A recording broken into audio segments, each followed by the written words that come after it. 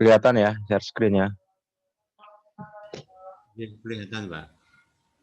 Ini materi kuliah tambahan untuk persiapan kalian apa?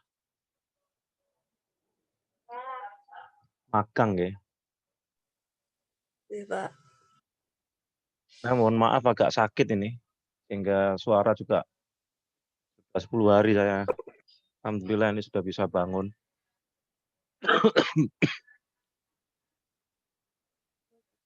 Ini teman-teman kok belum masuk ini.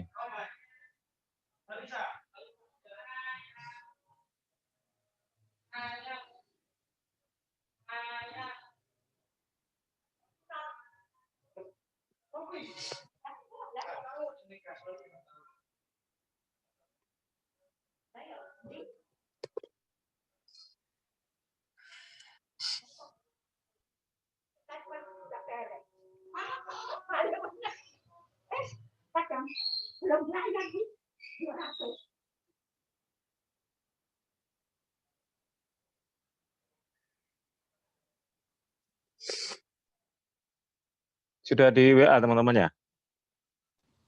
Ini sudah Sampun, masuk. Pak. Iya.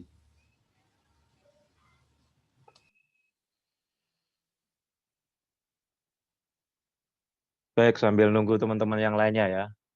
Kita mulai saja. Assalamualaikum warahmatullahi wabarakatuh. Waalaikumsalam warahmatullahi wabarakatuh. Alhamdulillah kita bisa lanjutkan di pertemuan yang terakhir ini. Saya berharap semua makalah sudah terkumpul di email. Saya akan kasih materi tambahan tentang dunia public speaking. Jadi kalau saya seringkali mengistilahkan rukun ya. Kalau ada rukun presentasi, nah apa bedanya rukun dengan syarat? Kalau rukun itu sesuatu yang harus ada ketika kita melakukan satu perbuatan. Sedangkan syarat itu sesuatu yang dikerjakan sebelum melakukan perbuatan. Nah, dalam dunia public speaking, rukun presentasi itu ada 3. Nah, rukun presentasi itu ada 3. Satu, yang pertama harus ada kontak visual. Apa kontak visual itu? Kita menatap audiens kita. Jadi tidak boleh kemudian menundukkan kepala, juga tidak boleh menengadah ke atas. Itu rukun presentasi yang pertama. Harus ada kontak visual. Jadi kita harus tatap audiens kita. Kenapa kok harus dilihat audiens kita? Karena untuk mengetahui umpan balik.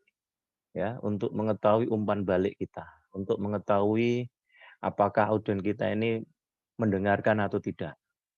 Maka kemudian kontak visual itu adalah salah satu bagian yang tidak boleh dilupakan. Karena salah satu dari rukun presentasi. Kemudian yang kedua adalah vokal. Jadi pastikan suara kita bisa didengar. Kapan harus naik, kapan harus turun, kapan harus berbisik, ya, kapan harus jeda. Nah, itu adalah rukun presentasi yang kedua.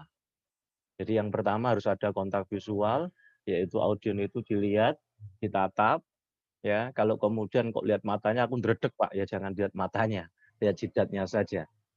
Nah, jadi kemudian pandangannya kemudian kalau dalam teori ilmu komunikasi setiap 4 detik mengalihkan pandangan. Nah, tapi tidak harus kemudian kayak gitu, pokoknya 1, 2, 3 gitu. Ya. Nah, itu rukun presentasi yang pertama adalah kontak visual. Yang kedua adalah tadi vokal. Kapan harus naik, kapan harus turun, kapan harus jeda, kapan harus berbisik, ya. Nah, dulu cara belajarnya saya dengan cara apa? Direkam. Jadi saya nyampaikan pidato, saya rekam, kemudian saya dengerin ulang. Oh, gimana saya paham atau tidak. Atau saya kemudian cari naskah pidato atau naskah cerita, kemudian saya bawakan ulang. Kemudian saya rekam, kemudian saya dengar apakah kemudian saya paham ceritanya atau tidak. Nah, itu cara latihan vokalnya. Jadi boleh kemudian tarik garis, naik, turun, kemudian jeda. Ya. Kenapa kok harus direkam? Karena dengan direkam itu kita tahu polanya, kita tahu nadanya. Jadi ketika kemudian nadanya itu keliru, ya, itu juga akan berdampak maknanya. Oleh karena itu vokal, itu pastikan vokal. Yang ketiga adalah bahasa tubuh. Bahasa tubuh itu mimik kita. Jadi kalau ketika kita menjelaskan sesuatu, itu mimiknya juga sesuai. Kalau kemudian saya mengatakan ada 3 hal yang harus diperhatikan, itu lain rasanya kalau saya hanya mengatakan ada 3 hal. Beda kalau kemudian saya sambil tunjukkan 3 ini, kemudian sambil mimik yang serius. Nah, caranya gimana cara berlatihnya? Itu kalian bisa berlatih di depan cermin, ya, di depan cermin. Nah, kalau sekarang kalian bisa berlatih di depan laptop, ada layar, direkam sendiri. Nah, itu kemudian cara-cara yang kemudian membantu kita untuk membiasakan melakukan public speaking. Mudah-mudahan cukup waktunya. Pagi hari ini saya akan sampaikan beberapa teknik presentasi yang memukau. Ya, saya kasih judul dengan mastering public speaking. Jadi kalau otak manusia itu dibelah, teman-teman sekalian, maka kemudian ada otak kanan, ada otak kiri. Ya, kemudian ada otak kanan atas, kanan bawah, ada otak kiri atas, ada otak kiri bawah. Nah, maka ketika kita menyampaikan presentasi, saya akan perkenalkan pada Anda setidaknya ada 4 cara teknik, ya, ketika berangkat dari teori mesin kecerdasan otak. Jadi kalau kalau tadi otak kita ini dibelah, maka nanti akan ada otak kanan dan kiri. Nah, ada orang itu yang dominan mesin kecerdasannya di otak kiri atas. Nah, ini disebut dengan thinking, ya, pemikir. Ya, kekuatan dia di dalam berkomunikasi adalah berargumentasi. Maka ketika kita menyampaikan presentasi, ada teknik presentasi yang disebut dengan argumentasi, argumentatif. Karena biasanya tipe-tipe thinking itu akan mudah menyampaikan sesuatu karena dia adalah kekuatannya adalah di logika, kekuatannya di argumentasi.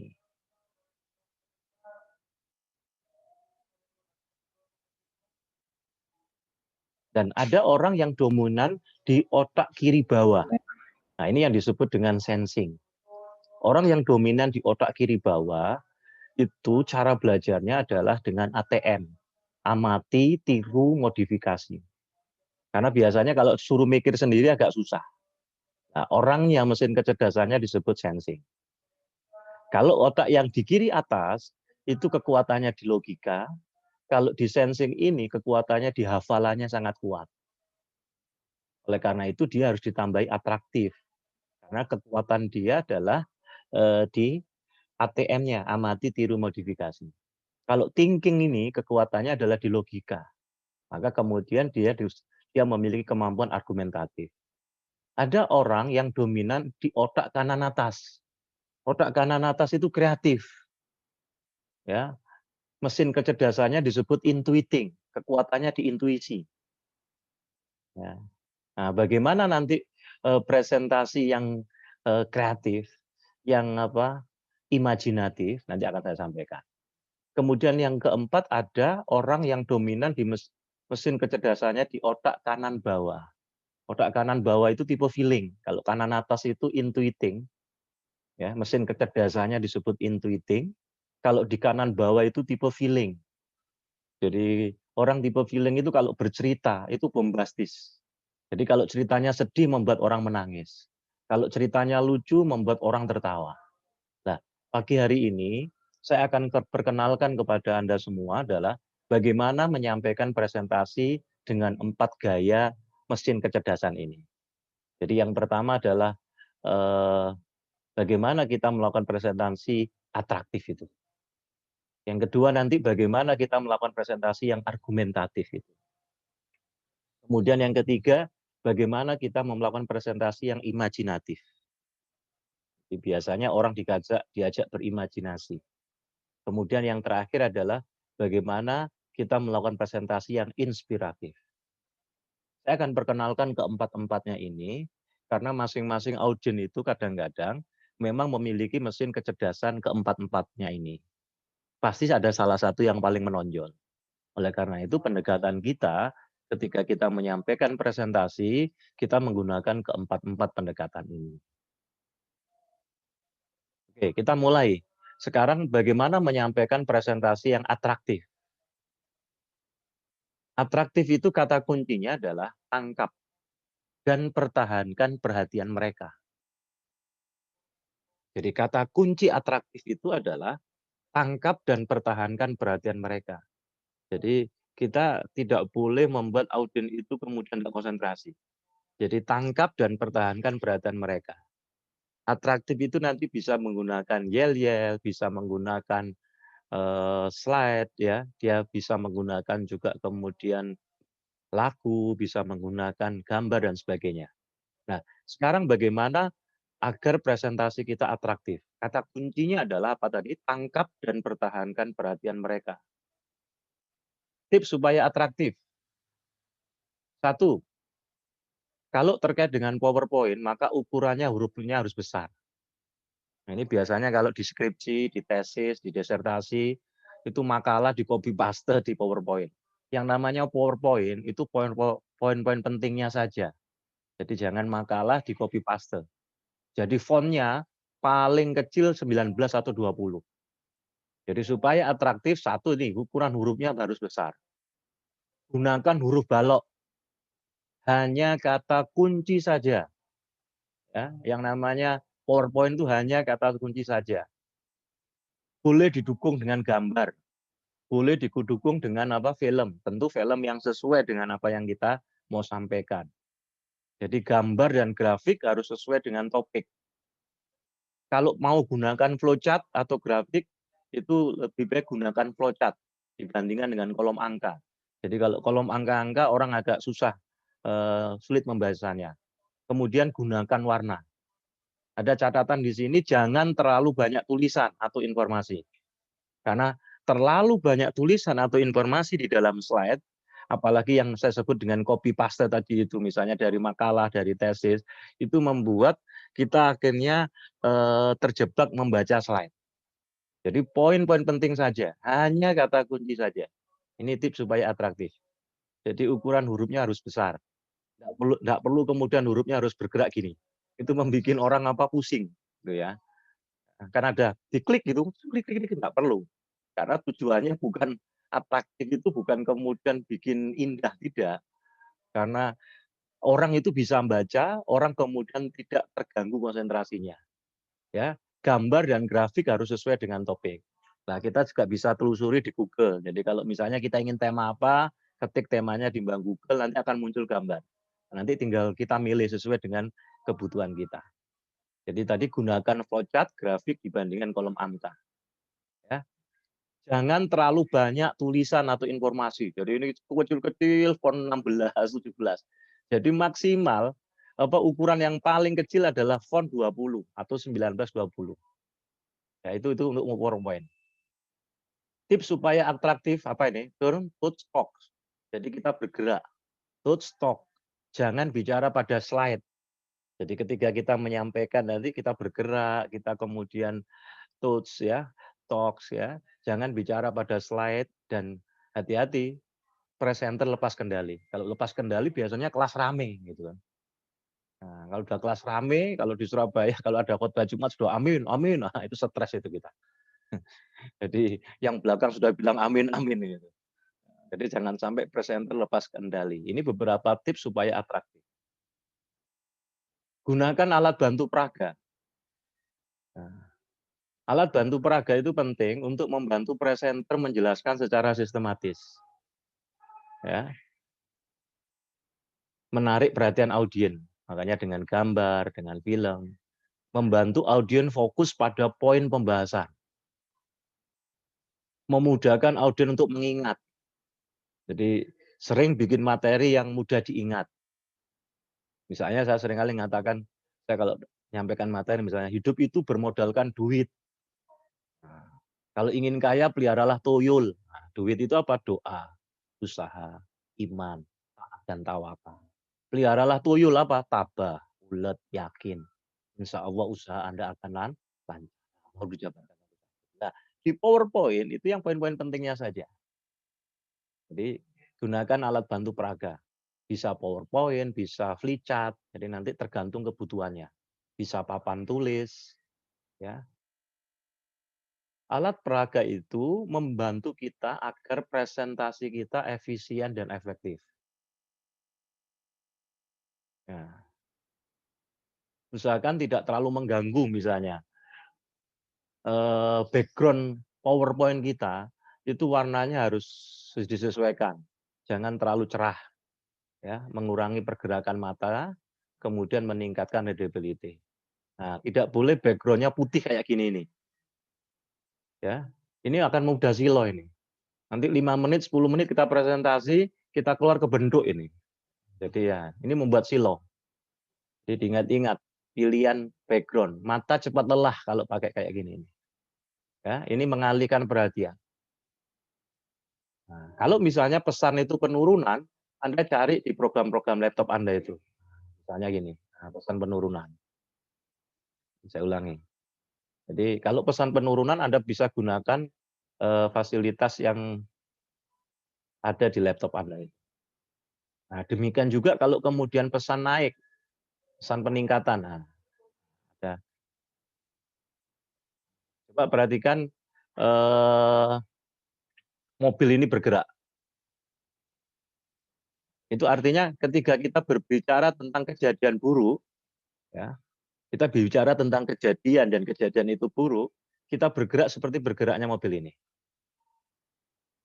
Ya, sehingga agar tidak terlalu diingat-ingat. Sebaliknya, kalau kita pesan kita itu kejadian yang baik, nah itu kita bergeraknya seperti mobil ini. Ya, Anda perhatikan. Sehingga kemudian kesannya kejadian baik itu bisa diingat-ingat karena bisa di otak kanan audien kita.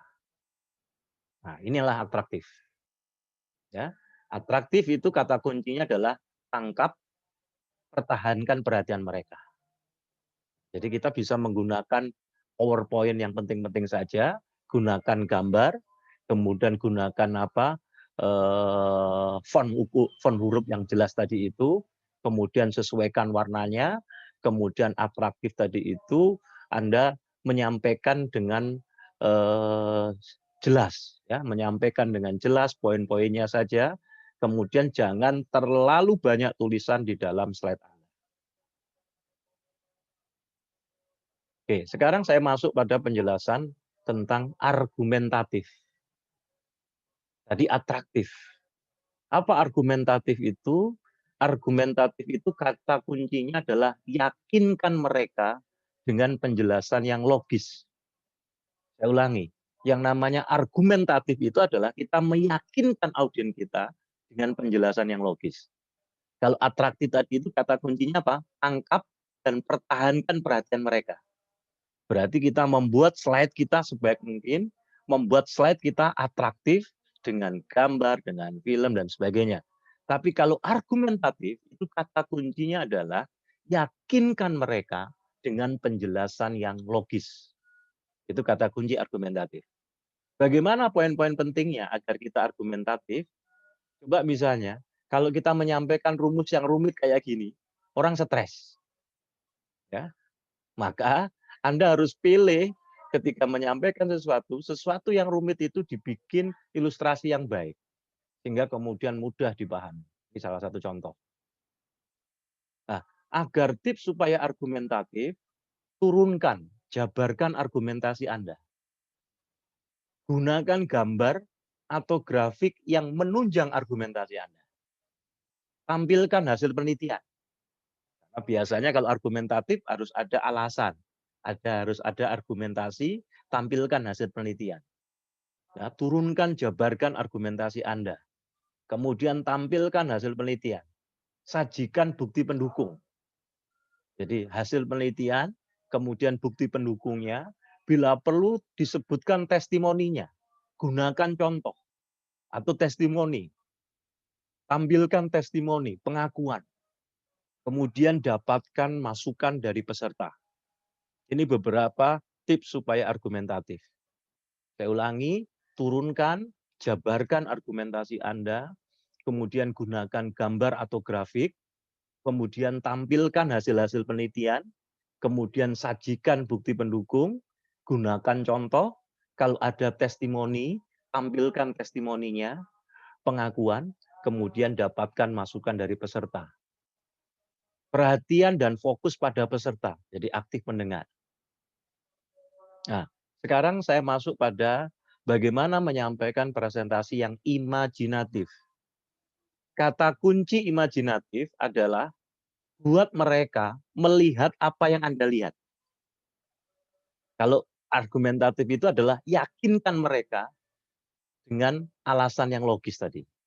Tapi kalau imajinatif itu kata kuncinya adalah buat mereka melihat apa yang Anda lihat.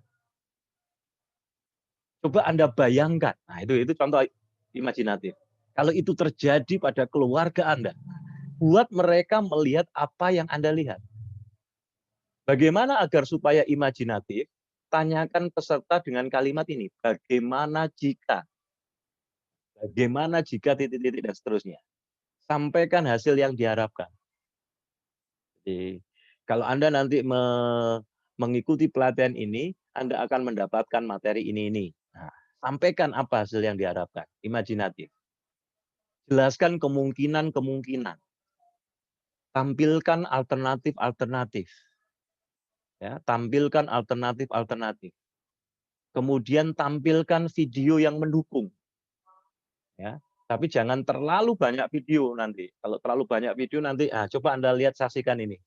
Ya, selanjutnya next gitu ya. Kemudian next gitu, Anda enggak cerita. Anda hanya nayangkan film saja. Anda cuma bilang next gitu. Nanti yang lainnya bilang aku yo iso Pak ngono ya. Tampilkan video yang mendukung. Ya, tampilkan alternatif-alternatif. Ya. Nah, sekarang terakhir adalah bagaimana menyampaikan presentasi yang inspiratif. Inspiratif itu kata kuncinya adalah buat mereka merasakan apa yang Anda rasakan. Itu inspiratif. Ya, kalau imajinatif itu buat mereka melihat apa yang Anda lihat. Itu imajinatif. Tapi kalau presentasi inspiratif itu kata kuncinya buat mereka merasakan apa yang Anda rasakan. Maka kalau Anda memiliki kemampuan di dalam storytelling, maka ketika Anda memiliki kemampuan bercerita, maka Anda bisa menggunakan inspiratif ini. Jadi buat mereka merasakan apa yang Anda rasakan. Biasanya tips supaya inspiratif itu mengacu pada kejadian yang terbaru. Kisah-kisah nyata, ya. Kisah-kisah nyata. Itu biasanya menjadi inspirasi. Kemudian bergairah pada topik. Ketika menyampaikan sesuatu bergairah. Karena kata kunci inspiratif itu apa tadi? Buat mereka merasakan apa yang Anda rasakan. Menyampaikan cerita. Ya, cerita nyata jauh lebih baik. Nanti kalau Anda misalnya ternyata Anda memiliki kemampuan lebih di inspiratif, maka Anda mulai sekarang Anda mencari cerita-cerita inspiratif. Karena misalnya kekuatan ceramah Anda, kekuatan ngajar Anda adalah di cerita-cerita inspiratif ini. Sampaikan kisah pribadi dan tampilkan emosi Anda. Nah, agar inspiratif tadi itu kata kuncinya adalah apa? Buat mereka merasakan apa yang Anda rasakan. Coba Anda perhatikan, fokus perhatian audien itu. Jadi pada saat pembukaan, perhatian dan minat itu tinggi. Ya. Pada saat 10 menit pertama itu sudah mulai turun. Nah, 10 menit kedua turun lagi. Maka perhatikan setiap 10 menit ini. Maka gunakan icebreaker, gunakan yel-yel untuk menggalikan semangat lagi. Karena setiap 10 menit audien itu akan turun konsentrasinya. Nah, makanya pada saat ketiga mau selesai, itu orang bangun. Orang orang konsentrasinya naik lagi. Makanya kemudian Anda perhatikan padahal justru isi kan di tengah ini. Oleh karena itu kita harus fokus perhatian pada setiap 10 menit ini diciptakan Anda bikin icebreaker tadi itu. Ya. Anda bikin 4 presentasi tadi itu kan luar biasa. Nanti di tengah setiap 10 menit itu ada yel-yel, ada semangat, ada film, ada gambar dan sebagainya. Karena dalam rangka untuk mengembalikan fokus pada perhatiannya tadi. Ya, materinya sudah saya kirim PowerPoint-nya. Nah, sehingga hari ini kalian bisa berdiskusi. Ini beberapa 4 cara menyampaikan presentasi. Yang pertama adalah atraktif, yang kedua tadi adalah argumentatif, yang ketiga adalah inspiratif, Dan yang keempat tadi adalah yang keempat inspiratif, yang ketiga adalah imajinatif. Silakan kalau ada yang didiskusikan. Monggo kalau bertanya. Saya senang kalau Anda bertanya terkait dengan sesuatu di lapangan. Gimana cara menghadapinya, Pak? Ya, silakan kalau ada yang didiskusikan. Pak, saya mau nanya, Pak. Monggo. Saya mohon maaf karena agak sakit sehingga kemudian suara saya agak serak. Ayo, silakan. Oke. Niku, Pak, saya itu kendala untuk presentasi atau untuk berbicara di depan itu biasanya terkendala. Jadi di otak saya itu udah ada gambaran, tapi mulutnya itu telat ngoten, Pak. Ya. Jadi di otak saya udah ada penjelasan B, tapi saya masih membicarakan A. Nah, nanti setelah itu tuh nanti ada miss apa ya? Ada langsung jeklek ngoten, Pak. Kata kok kayak nggak sama tadi yang ada di pikiran. Kan biasanya sudah tertata ngoten, slide-slide ngoten. Nanti saya membicarakan ini. Nah, ketika saya menjelaskan slide pertama, otak saya itu pasti udah ke 2, 3, 4 ngoten. Nanti keduanya sedangkan pikiran saya udah nyampe 5. Nah, nanti membicarakan kedua tuh biasanya error. Nanti ketiganya lagi kan kita otak saya berusaha mikirkan yang 3 ngoten. Nah, itu mengondisikannya seperti apa ya, Pak? Seringnya ngoten niku lek kula pribadi ngoten. Ya, jadi pertama boleh menyiapkan apa dalam bentuk apa reng-rengan itu. Makanya PowerPoint itu kan membantu kita agar kita tidak lepas kontrol ya di PowerPoint itu. Jadi caranya memang banyak berlatih. Bisa karena biasa. Karena kadang-kadang yang di sini udah banyak ya, udah 5 keluarnya 2 ya. Jadi boleh saya seringkali kalau dalam forum-forum besar misalnya, itu karena saya orang EO ya, event organizer, itu biasanya materi PowerPoint saya kadang-kadang di bawah panggung itu sudah saya siapkan laptop, ya, atau di depan saya sudah ada PowerPoint besar di sana. Yang audien nggak tahu, yang tahu cuma pembicara. Nah, sehingga kesannya kan hafal, padahal tidak, ya. Kalau PowerPoint, oleh karena itu yang disebut PowerPoint itu kan berarti PowerPoint penting, jangan terlalu lengkap, tapi membantu kita untuk bisa menjelaskan. Sebab kalau nanti PowerPoint-nya itu lengkap, yang kemudian maksud saya tadi itu sampai yang detail-detail, sehingga kemudian font-nya jadi kecil, itu nanti akhirnya kita tidak bicara pada audiens, tapi kita bicara pada slide. Ya, jadi boleh cara belajarnya tadi itu kita mempersiapkan reng-rengannya boleh. Kalau kemudian lupa, ya di tengah perjalanan nyampaikan kadang-kadang kita blank kan ya. Saya pernah lakukan itu. Anda jangan pernah berhenti. Jadi kalau blank itu Anda bergerak lagi. Anda berapa hal tadi ya? 1 apa tadi? 2 apa tadi? Sambil ingat-ingat, sambil berjalan. Jadi ketika kita blank itu ada asupan oksigen yang nyampe di otak kita terlambat gitu. Nah, kalau kemudian kita berhenti, malah semakin itu dengan bergerak, dengan cara mengulang tadi. Ada 5 hal, tadi 1 apa tadi? 2 apa tadi? Sambil bergerak itu sama saya sambil ingat tadi saya jelaskan apa ya? Gitu. Itu triknya. Ya, itu triknya. Jadi dengan melakukan repetisi, ya, pengulangan. Jadi misalnya ada 3 rukun presentasi, 1 apa tadi? 1 kontak visual, 2 apa? Sambil berjalan, 3 apa? Nah, sambil berjalan tuh ingat, aku tadi jelaskan apa ya?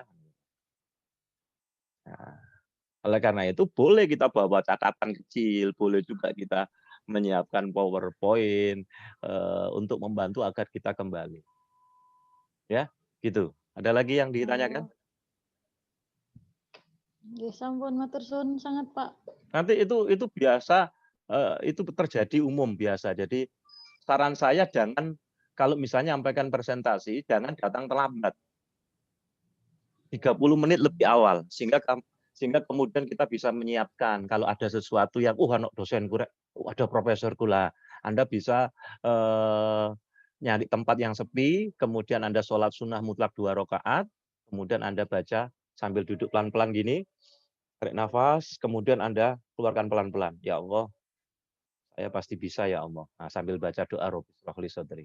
Karena di bidang ini aku ahlinya ya Allah.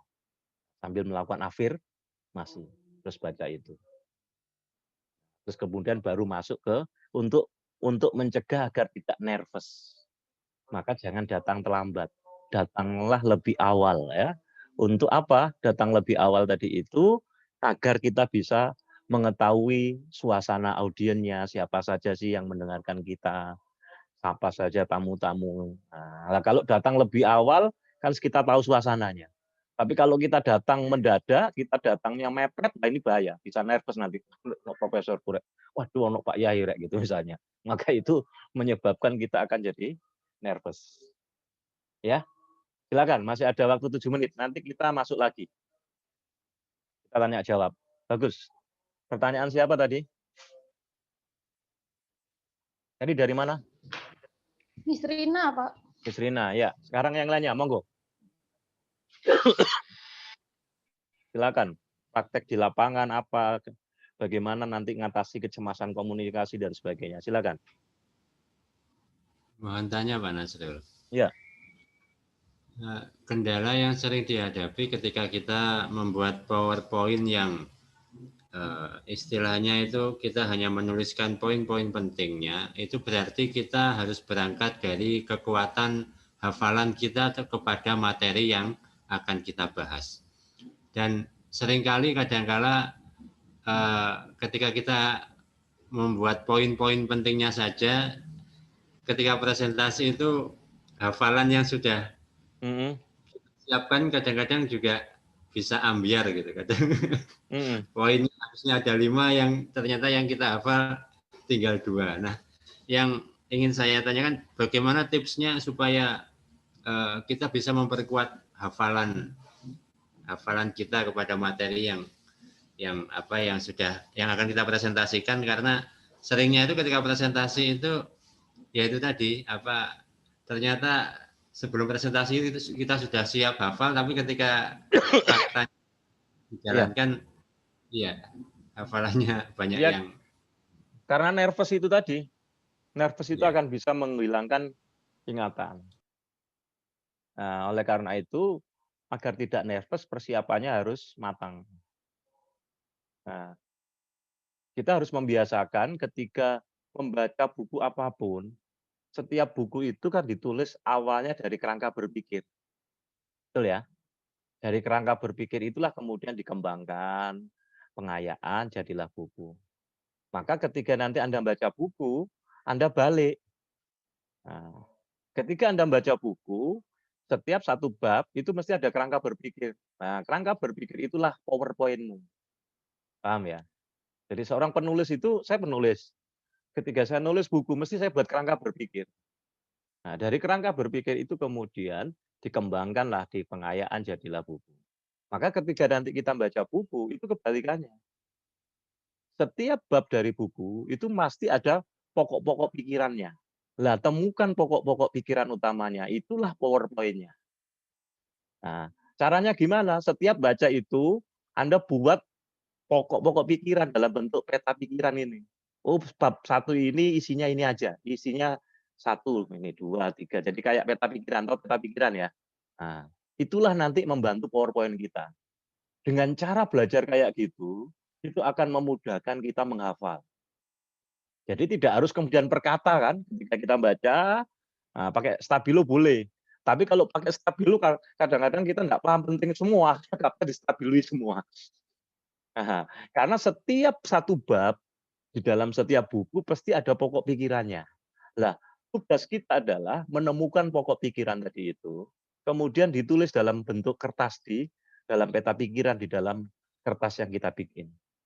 Misalnya tentang bab apa gitu, tulis ini. Oh, dalam bab ini bahas apa saja, 1, poin 2, 3, 4. Lah, itulah bahan PowerPoint Anda. Tinggal nanti dilengkapi dengan gambar. Ya, tinggal nyari di Google disesuaikan.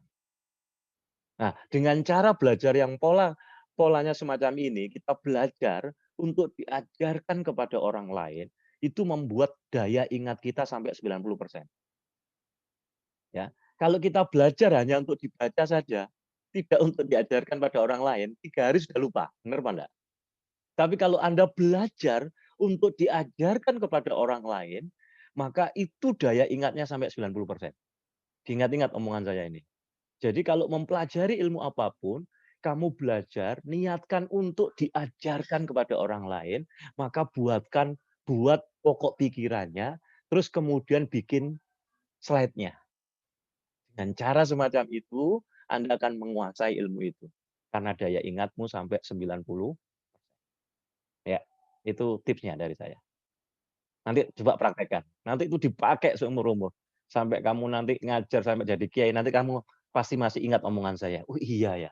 Jadi kalau kita ingin memahami sesuatu dari ilmu itu, belajarlah untuk diajarkan kepada orang lain. Kalau kita hanya dengar saja, alah 1 hari udah lupa. Kalau kita hanya baca saja, lupa. Tapi kalau kita belajar untuk diajarkan pada orang lain, kemudian kita buat PowerPoint-nya, terus kemudian kita presentasi untuk diajarkan pada orang lain, sekalipun itu misalnya Anda tidak diminta, tapi Anda punya prinsip di dalam belajar apapun kayak gitu. Itu pasti daya ingatnya akan 90%. Entah anak-anakmu, istrimu suruh dengarkan, coba aku mau selesai baca buku ini materinya kayak gini. Jelaskan ya, kamu paham apa enggak? Enggak apa-apa. Saya kadang-kadang keluarga saya kumpulin dulu saya. Sebelum saya ngisi seminar, sebelum saya jadi trainer nasional keliling dari berbagai kabupaten kota seluruh Indonesia. Tapi ada proses belajar yang tadi saya ajarkan pada Anda. Itu ya. Baik, waktunya tinggal 1 menit. Masih ada pertanyaan lagi? Kalau ada pertanyaan saya buka sesi berikutnya ya. Saya lebih suka tanya jawab. Ya. Materinya kan sudah saya sampaikan di grup. Tinggal sekarang bagaimana kemudian pengayaan.